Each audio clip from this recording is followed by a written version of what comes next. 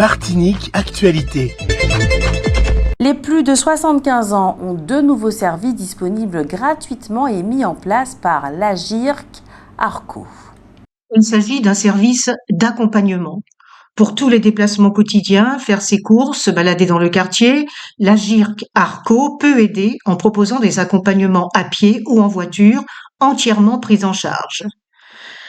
Il y a aussi l'aide momentanée à domicile. Elle consiste à avoir une personne qui vient à domicile pour aider dans les tâches au quotidien, courses, ménage, préparation des repas. Il s'agit là de pallier une difficulté passagère. Cela comprend donc un handicap temporaire, une convalescence, un retour d'hospitalisation, etc. Il faut avoir des difficultés à effectuer les tâches quotidiennes. Demain, mercredi 11 décembre, à partir de 14h, le Golden Lion organise une kermesse au plateau Louis-Joseph Napol, stade Henri Murano à Saint-Joseph. Au programme de cette demi-journée festive et conviviale, château gonflable, défi de basketball, jeux d'antan, expo Golden Lion, basketball, brocante et marché. Une buvette sera ouverte sur place. Toujours à Saint-Joseph, le marché éphémère Timarché Bocaille s'installe dans un quartier différent tous les samedis de 7h à 14h jusqu'au 28 décembre prochain. L'occasion parfaite pour faire le plein de produits frais et 100% locaux, boucherie, grillades, épicerie, fruits et légumes, pâtisserie, vêtements et accessoires. Ce Timarché Bocaille sera samedi 14 au Case de Presqu'île, le samedi 21 au Case de Bois du Parc et le samedi 28 au Case de Chapelle. La commune de Sainte-Marie s'est réveillée hier matin en apprenant un terrible drame. Au cours de la nuit de dimanche à lundi, une mère de 34 ans a décidé de mettre un terme à la vie de son nourrisson de 2 mois avant de se donner la mort. Il y a 10 ans, cette mère infanticide avait déjà tué son enfant de 2 ans, une petite fille. Le cadavre de l'enfant avait été retrouvé émailloté dans le jardin d'une maison au Robert. Les faits s'étaient déroulés en mai 2014. La mère avait alors 24 ans et avait été hospitalisée pour des troubles psychologiques. L'enquête de gendarmerie se poursuit. Le parquet de Fort-de-France n'a pas souhaité s'exprimer pour l'instant sur cette affaire. La situation est extrêmement critique aux urgences du CHU Pierre Zobda Kittmann. Dans une note d'information interne datée du 5 décembre 2024, la direction du centre hospitalier universitaire de Fort-de-France s'alarme du fait que le service des urgences de PZQ se retrouve dans une situation extrêmement critique à cause d'un manque de lits.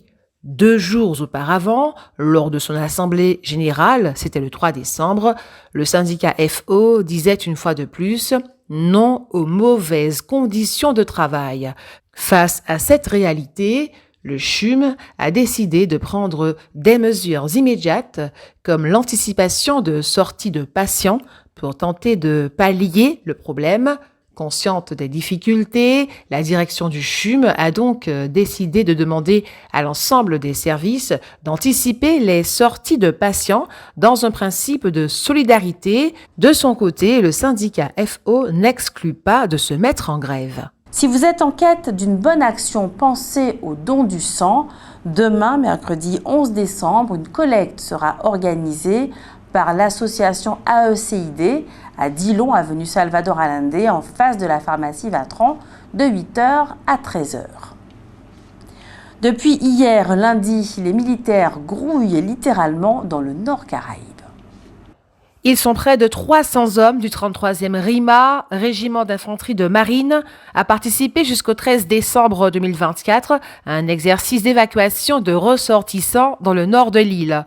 Cette opération militaire fictive se déroule précisément entre Le Carbet, Saint-Pierre, Font-Saint-Denis et le Morne-Rouge. Pas d'inquiétude pour les riverains s'ils entendent des tirs et des détonations. Et s'ils sont spectateurs, il convient de préciser que les photos et les vidéos sont interdites durant les manœuvres exécutées par les soldats. La réunion mensuelle de l'UDEM va se tenir demain, mercredi 11 décembre, à la permanence de Faire gagner le François. rue Martin Luther King au François. François-Christophe Ursulé va donner une conférence sur le thème suivant: protocole d'objectifs et de moyens de lutte contre la vie chère, décryptage et perspectives d'avenir, conséquence de la démission du gouvernement Barnier. Nous avons reçu de Contact Entreprise le communiqué suivant. Dans la nuit du jeudi 5 décembre, Fort-de-France a une nouvelle fois été le théâtre de violences urbaines d'une gravité inacceptable. Des équipements publics du quartier de Sainte-Thérèse ont été incendiés, l'agence GMF et l'antenne du Crédit Mutuel brûlées, le restaurant Burger King dévasté, des tentatives d'effraction violentes ont visé des enseignes telles qu'Intersport et Bureau Vallée, et des salariés d'entreprises de sécurité ont été pris à partie. Contact Entreprise condamne fermement ces exactions et appelle l'ensemble des élus, au-delà de toute considération politique, à se mobiliser publiquement pour défendre nos entreprises, véritables piliers de la cohésion sociale et du développement. C'est ce vendredi 6 décembre que s'est déroulé le dernier acte de la série de manifestations menées tout au long de l'année 2024 pour commémorer les 70 ans d'existence du centre hospitalier Maurice Despinois, spécialisé dans les soins psychiatriques. Cette occasion, un colloque autour des grandes mutations de la psychiatrie s'est tenu sur le campus universitaire. Le docteur Alex Botéus a retracé l'histoire de la prise en charge des pathologies psychiatriques depuis la création de l'hôpital Colson. Une prise en charge qui a évolué de façon notable, puisque désormais elle se fait pour 80% des patients hors des murs de l'hôpital. Les personnes sont en effet suivies au sein de la cité par des centres médico-psychologiques, les CMP, et par des équipes mobiles qui se déplacent sur les lieux de vie du patient. Il est évident que la qualité de vie de la personne atteinte d'un trouble psychique s'en trouve largement améliorée. Elle n'est plus systématiquement enfermée sans pour autant être livrée à elle-même. Elle peut ainsi s'intégrer à la vie sociale, avoir éventuellement une vie professionnelle ou suivre une formation tout en étant soignée. On doit d'ailleurs souligner le rôle crucial que jouent dans ce domaine les associations, les services sociaux, les CCAS notamment, les foyers d'accueil médicalisés, l'ADAPI, mais aussi les psychiatres libéraux, bien qu'en nombre insuffisant sur notre territoire, de même que les psychologues cliniciens qui, eux, sont relativement nombreux. Retrouvez maintenant votre rubrique Votre avis compte. Ce soir, vous avez répondu à la question suivante. Aimeriez-vous que votre enfant soit agriculteur? Non, monsieur, pas du tout, parce que c'est trop dur. Parce que je vois leur démarche, leur façon qu'ils font travailler du matin jusqu'au soir, tous les jours. Il n'y a pas de repos, il n'y a pas de week-end, alors c'est dur. Puis surtout, la vie maintenant là, c'est pas facile. Merci. Ça va marcher actuellement. Ça va marcher actuellement. En regarde que ma carte de bananes, là où le régime, moi. Alors là, ma carte de pour rien. Ouais, ma carte de. Il n'y a pas de sous-métier. Moi, je ne suis pas agriculteur. Mais j'ai eu des parents, ma grand-mère est née à Saint-Joseph. Ah, non, au Gaumont. Ma maman est née à Saint-Joseph. Ce qui veut dire que c'était des agriculteurs. Nous, on n'a pas fait. Moi, je suis originaire de Saint-Pierre. Je suis issu d'une famille de pêcheurs. Il n'y a pas de sous-métier. L'essentiel, c'est de manger de ce qu'on vit. Bien sûr. Aimeriez-vous que votre enfant soit agriculteur? Parce que ça participe à nourrir les gens. Et puis c'est un métier qui est noble, hein. Et puis il en manque aussi en Martinique, hein, puisqu'on n'a pas beaucoup de production. Il faut développer la production pour éviter justement que les problèmes qu'on a dans les supermarchés et d'acheter des produits importés. Donc c'est meilleur comme ça. Oui, tout à fait. C'est-à-dire, je pense que c'est un métier noble et je pense que la Martinique, nous avons, et on en parle en ce moment, et nous avons justement de la production agricole.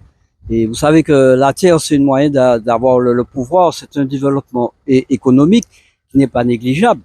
Et tout à fait. Mais j'aimerais, bon, mon fils, il a d'autres diplômes, il a fait autre chose, mais j'aimerais effectivement un jour, ou bien que ce soit lui ou un autre, ça peut être un neveu, un autre parent, un ami, n'importe quel Martiniquais, puis justement se donner à l'agriculture et développer l'agriculture en Martinique, mais j'estime que c'est une agriculture saine, une agriculture écologique. Oui et non. Parce qu'il y a il y a des avantages et les désavantages. Et l'État nous aide pas correctement, si tu veux. Et c'est la vie un peu chère. Les jeunes ne voient pas vraiment l'intérêt de faire de l'agriculture. Outremernews.fr, le site de l'actualité outre-mer, 24 heures sur 24 et 7 jours sur 7. Retrouvez la chaîne Outremer News sur YouTube.